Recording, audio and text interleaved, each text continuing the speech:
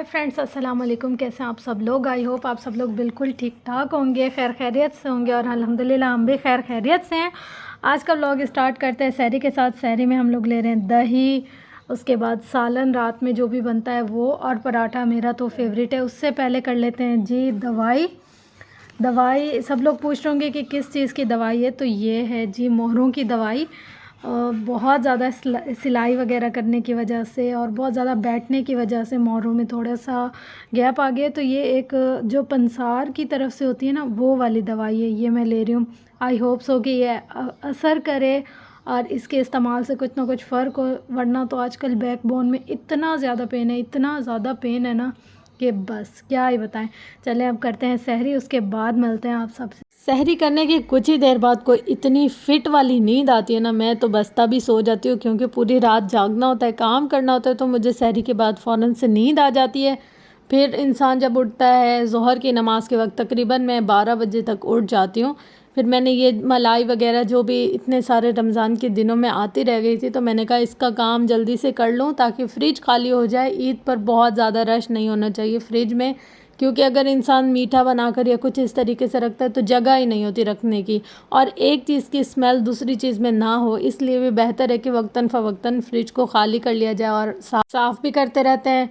तो बस इसी तरीके से अब मैं जूसर में ये वाली मलाई दही जमा कर रखी थी ना इसमें, तो इसलिए अभी जूसर में ब्लेंड कर रही हूँ। कभी कभी तो जब थोड़ी सी सुस्ती महसूस होती है तो डायरेक्ट मलाई को ही पका लेते हैं, लेकिन जब ज़्यादा अच्छा सा मक्खन वगैरह कुछ खाना हो, और होममेड हमारे पास तो चीज़ें होती है अवेलेबल तकरीबन घर में, क्योंकि बाहर से ले तो बहुत ज़्यादा कॉस्टली बन जाती है। तो ये है हैक्स छोटे छोटे से जो हम करते हैं। ये करने के बाद फिर पूरा किचन साफ़ भी किया था, सारे बर्तन धो लिए थे, ट्रेज़ वगैरह धो ली थी। जो भी एक्स्ट्रा चीज़ें मुझे नज़र आती है मैं कहती हूँ हाथ के हाथ ही साफ़ करते जाऊँ।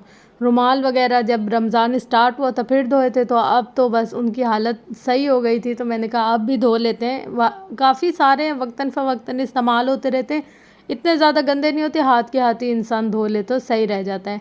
फिर बस बर्तन सारे लगाए, उसके बाद आपके साथ वीआईपी तरीन चीज़ें आज शेयर करने वाली हूँ। आज का व्लॉग मिस मत कीजिएगा। ये वाला ड्रेस किसी का सिलने के लिए आया था ईद के लिए, और इसका फ्लेयर देख के ना मुझे खुद फ़्रॉक पहनने का दिल कर रहा था, पर मुझ पे फ़्रॉक ज़रा भी अच्छे नहीं लगते। इतनी कोई मैं मोटी लगती हूँ ना, अम्मी कहती है तुम पहले मोटी हो और फ़्रॉक पहनने के बाद और ज़्यादा कोई मोटी लगोगी, तो इसलिए यहाँ पर जिनका सिया था ना, बस मैं उसी को ही देख रही थी, और मैंने कहा आप लोग के साथ भी आइडिया शेयर कर लूँ। ये जो भी हमारे पास ओल्ड फैब्रिक हो उसको रीयूज़ करने का भी बेहतरीन आइडिया है। ये इनका पुरानी एक शर्ट थी जो काफ़ी दौर में पहले चली थी, आज से तकरीबन 20-25 साल पहले कह लें। और फिर ये मैंने अपनी अम्मी का जो सूट सिया था, ये अम्मी का सूट है, बहुत प्यारा अच्छा और एलिगेंट सा डिज़ाइन था। तो मैंने कहा आज जुम्मा है अम्मी की, क्योंकि 2 सूट है तो आज भी पहन लें और फिर एक कल पहन लेंगे, यानी कि ईद पे, कल नहीं सॉरी ईद पे। और इसके नीचे की देखिए कैसी नीटनेस से, धागे बिल्कुल भी नज़र नहीं आ रहे। सफाई सिलाई में बहुत ज़्यादा मैटर करती है, तो हमेशा कोशिश किया करें कि अपने कपड़ों को बहुत ज़्यादा सफाई के साथ सिलाई करें। अच्छा, ये मैं इस तरीके से पांचे को हाथ में पहन के दिखा रही थी ताकि अगर तो किसी को समझ ना आए, या स्लीव्स का डिज़ाइन भी इसको हम बना सकते हैं तो बहुत बेहतरीन रहेगा। अच्छा, ये कुछ चीज़ें ना मैंने दराज से ऑर्डर की थी। ईद के बाद थोड़ा सा एक यूनिक सा काम करने लगी हूँ, थोड़ी से एक प्रोजेक्ट शुरू करने लगी हूँ, उससे रिलेटेड मुझे मटेरियल रिक्वायर था। अब मेरा बाज़ार आना जाना हो रहा नहीं है, रमज़ान से पहले ही जो भी कुछ ले लिया था मैंने, तो फिर अब मैंने सोचा कि दराज से ही ऑर्डर कर लेती हूँ। पर जब ये मुझे पार्सल रिसीव हुआ, मैं इतनी कोई डिसअपॉइंट हुई ना कि मैंने कहा अब क्या कहूँ। मैं देख कर भी बस मैं 2 मिनट के लिए ख़ामोश हो गई कि यार क्या करें। ये जो मैंने आर्टिफिशियल ग्रास ऑर्डर की थी दराज से, तो देखने में तो इतनी अच्छी कोई लग रही थी, लेकिन जब घर में पार्सल रिसीव हुआ तो इसकी क्वालिटी बिल्कुल भी अच्छी नहीं थी। मुझे ना थोड़ी सी बड़ी बड़ी सी ग्रास चाहिए थी, और फिर मैंने वहाँ पर सर्च कर करके देखा था कि जहाँ पर थोड़ी बड़ी बड़ी सी ग्रास हो वहाँ से ऑर्डर करूँ। पर जब ये मुझे मिली, एक तो इसकी क्वालिटी ऐसी थी कि हाथ में लो और झड़ने लग जाए, और जिस पर्पज़ के लिए मैंने ली थी कि मुझे मतलब कि यूज़ करनी थी एज आ डेकोरेशन पीस या किसी भी चीज़ों को रखने के लिए, तो वैसी बिल्कुल भी नहीं थी। जो सबसे मेन चीज़ मुझे जिस चीज़ ने बहुत ज़्यादा डिसअपॉइंट किया वो ये कि इसके साइज़ में बहुत ज़्यादा डिफरेंस था। मतलब कि अगर इन्होंने हमें 6 फीट बोला हुआ था नहीं सॉरी 6 इंचज़ बोला हुआ था, तो ये 5 भी नहीं थी और दोनों साइड से कम थी और सारे पीस ही कम थे। अब मैंने कहा यार इनको क्या बोले इंसान, इतने इंचज़ 20 यहाँ पर लिखे हुए थे, इन्होंने मेंशन जो किए होते। जब खोला तो निकली 15, लेकिन 15 अगर हम 1 इंच बढ़ा के बोलें 16 बस, तो 20 इंचज़ कहाँ और 15 इंचज़ कहाँ। मुझे इतना कोई गुस्सा आ रहा था ना, मैंने कहा यार पैसे तो हमारे गए, डिलीवरी चार्जेस भी गए, वैसे भी पैसे गए, मगर मसला ये है कि चीज़ वैसे है ही नहीं। तो बस मेरा तो दिल ऐसे अजीब सा हो गया, बिल्कुल भी अच्छी चीज़ नहीं है। इंसान खुद जाकर जो मार्केट से लेता है ना, उसकी बात ही कुछ और होती है। हम लोग पैसा लगा दें मगर जब चीज़ वैसे नहीं आई ना, मुझे तो बहुत ज़्यादा गुस्सा आता है। और जिस पर्पज़ के लिए मैंने मंगवाई थी ना उसके काम आ सकती थी और ना ही अब ये किसी और चीज़ के लिए इस्तेमाल कर सकती हूँ, क्योंकि ये झड़ रही है बहुत ज़्यादा, जहाँ रखो वहीं गिर जाएगी। फिर ये एक और पार्सल है जो मैंने मंगवाया था, तकरीबन ये 15 किलो का मेरा पार्सल है और इसमें मैंने मंगवाई थी क्ले, बल्कि ये स्कल्पचर क्ले या हम इसको कहते हैं कि मोल्डिंग क्ले है। इससे हम लोग जैसे बच्चों के लिए बर्तन वगैरह बनाएं या किसी को अगर मुजस्मे वगैरह बनाने का शौक़ हो तो उसके लिए ये क्ले काम आती है। थोड़ी सी कॉस्टली होती है और मुझे अल्हम्दुलिल्लाह बहुत अच्छी और रीज़नेबल प्राइस में दराज पे मिल गई। और मेरे लिए ख़ुद जाके ये 15 किलो का वेट लेकर आना थोड़ा सा टफ़ टास्क था। तो मैंने जब ऑर्डर की तो मुझे घर पर ही अच्छी सी और आसानी से मिल गई, पैकिंग भी बहुत अच्छी थी। देखिए कभी कभी कोई चीज़ हम लेते हैं तो बुरी निकल आती है और कभी कभी कोई चीज़ हम लेते हैं तो अच्छी निकल आती है। ये अप्स एंड डाउन्स तो लाइफ का हिस्सा है। अब हर दुकानदार का अपना ईमान, कोई अच्छी चीज़ बोल के बुरी दे दे या कोई जो दिखाए वही दे दे। खैर ये क्ले बहुत अच्छी थी, काफ़ी सॉफ्ट थी और जिस तरीके की मुझे चाहिए थी तकरीबन वैसे ही थी। और शुक्र से कि मैंने 15 किलो एक साथ ही मंगवा ली थी, क्योंकि मुझे काफ़ी ज़्यादा ज़रूरत पड़ने वाली थी इसकी। तो मुझे ये लग रहा था कि कहीं इतनी भी कम ना हो जाए, लेकिन मैंने कहा बस अब इतना ज़्यादा काम नहीं करूँगी कि जिसमें ये क्ले कम हो जाए। तो ये वाला जो प्रोजेक्ट है ये होगा ईद के बाद। अब भी क्योंकि सिलाइयों का इतना ज़्यादा रश है, अब भी तो मेरा खुद का भी काम इतना सारा रहता है, उसके बाद घर की सफाइयाँ वगैरह काफ़ी करनी होती है, तो इन सारी चीज़ों के लिए टाइम नहीं निकल सकता। और वैसे भी रमज़ान में एक्स्ट्रा करिकुलर एक्टिविटीज़ को स्किप कर देना चाहिए। ज़्यादा से ज़्यादा कोशिश करनी चाहिए कि इंसान अल्लाह की इबादत करे, उससे याद करे और बस उससे अपनी आखिरत की और दुनिया की दोनों की भलाइयाँ मांगे। बाकी ये क्ले बहुत अच्छी थी। अगर किसी और को भी इस तरीके से काम करने का शौक़ है या उनको नीड है तो वो यहाँ से मंगवा सकते हैं, काफ़ी अच्छी है ये क्ले। बाकी के 2 पार्सल आप देख सकते हैं पीछे पड़े हुए हैं, ये भी 5-5 किलो के हैं, यानी कि 15 किलो थे ना तो उन्होंने 5-5 किलो के 3 करके डिवाइड करके दे दिए थे, लेकिन बस सही है। अच्छा, अब एक चीज़ बहुत इम्पॉर्टेंट जो मैं हमेशा आप लोगों से कहती हूँ कि इंसान को अल्लाह का हमेशा शुक्र अदा करना चाहिए। जब भी हम अल्लाह का शुक्र अदा करते हैं ना, अल्लाह हमें हमारी सोच, हमारे वहम, गुमान, इरादे से भी ज़्यादा नवाजता है। तो ऐसा ही कुछ मेरे साथ भी हुआ कि मुझे बिल्कुल भी सोच नहीं थी कि मैं ईद के लिए कुछ लूँगी अपने लिए।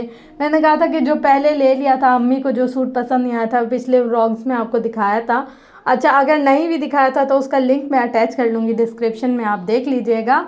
तो वो वाला मेरा व्लॉग मेरी एक दोस्त, बहुत प्यारी दोस्त है, हम पहले एक साथ जॉब करते थे, लेकिन फिर जब मैं कराची शिफ्ट हुई तो फिर हम लोग दूर दूर हो गए।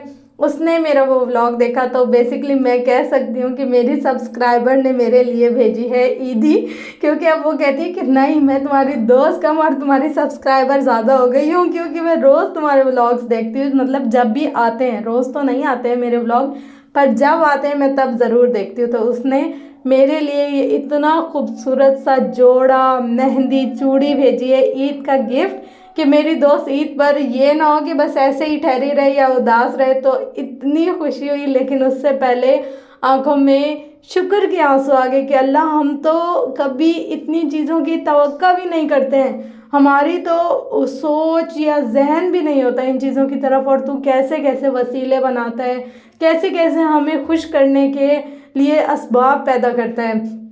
तो हमेशा से अपने रब का शुक्र अदा करना चाहिए, चाहे कम हो ज़्यादा हो, हमारी मर्ज़ी के मुताबिक हो ना हो, क्योंकि हम नहीं जानते कि हमारी अच्छाई भलाई बेहतरी किस चीज़ में है।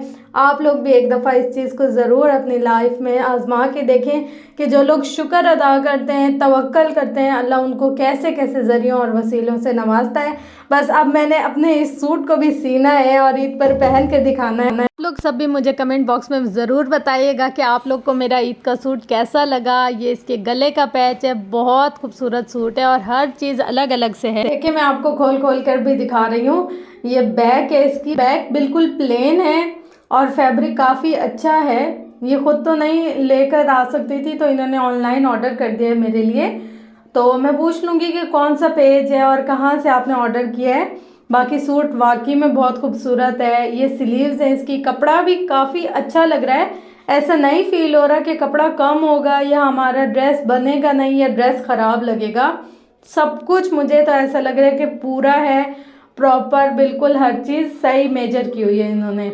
तो ये स्लीव्स का डिज़ाइन है और बस यहाँ पर ये फ्रंट है शर्ट का। बैक जो आपको पहले दिखाई सिंपल है और शलवार का फैब्रिक अक्सर ऐसा होता है कि ड्रेसेस में अच्छा नहीं होता, मगर इस ड्रेस में शलवार का फैब्रिक भी बहुत अच्छा है।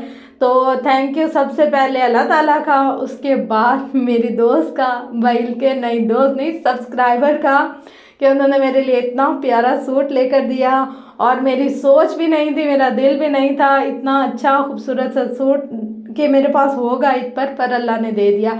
और साथ ही मैचिंग की चूड़ियाँ, मोहब्बतें चेक करो भाई, चूड़ियाँ भी सेम सेम कलरों की आ गई हैं। तो मेरे तो हो गए जी ईद पे मज़े, और मैं यही सूट ही पहनने वाली हूँ। उसके बाद अब हो गया है अफ्तारी का टाइम, और अफ्तारी से पहले कुछ ना कुछ बनाना लाजमी है। कुछ अच्छा भाई लोग कह रहे हैं कुछ अलग से बनाओ यार, हम लोग थक गए हैं बस, अब ये पकोड़े वकोड़े नहीं खाए जाते। तो मैंने कहा आज आप लोग को खिलाती हूँ मैं मज़ेदार सा बर्गर। हमारे घर में बर्गर सबको पसंद है, और आजकल जैसे रमज़ान में खाना नहीं खाया जाता, तो ये चीज़ें तो फटाफट से और मज़े से खाई जा सकती हैं। तो मैं यहाँ पर कलेजी वाला बर्गर बना रही थी, बहुत आसान रेसिपी है इसकी। इसमें मैंने टमाटरों को ब्लेंड कर कर और प्याज को भी जूसर में ब्लेंड कर कर इसमें डाल दिया है, और इसी के साथ साथ कलेजी डाल दिया है, अदरक लहसुन का पेस्ट डाल दिया है, और इसको हल्की आंच पर पकाना है। बहुत ज़्यादा देर के लिए नहीं पकाना, बस तकरीबन 20 से 25 मिनट में हमारा ये कलेजी का सालन तैयार हो जाता है।